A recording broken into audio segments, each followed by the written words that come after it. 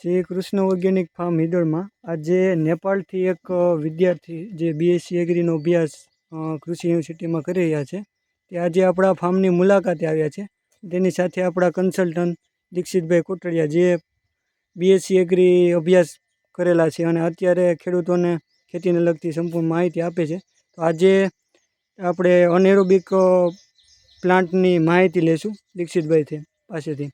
દીક્ષિતભાઈ જણાવશો? हाँ, अभी हमारे साथ जुड़े हैं अभिलाषा जी।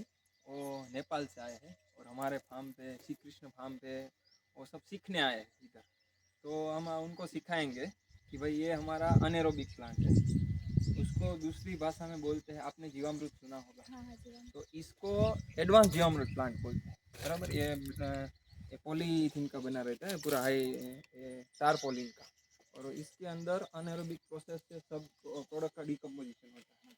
अभी इसका प्रोसेस कैसा है कि हम ये बैरल है, उसमें 10 किलो गाय का गोबर डालना है, फिर 5 लीटर इसमें गौमूत्र डालना है, 5 लीटर खट्टी छाछ डालना है, फिर 5 किलो गुड़ डालना है, और कोई भी वेजिटेबल का वेस्ट, हमारे फार्म पे जो भी हम वेजिटेबल का, हाँ, कोई भी वेजिटेबल का वेस्ट है ना, उसको 2-3 किलो जितना डाल देना है।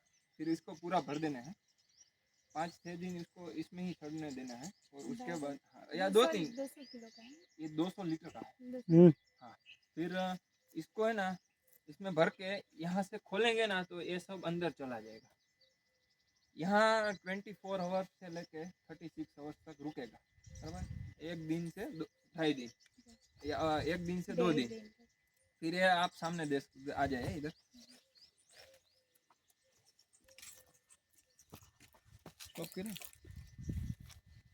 फिर यहाँ से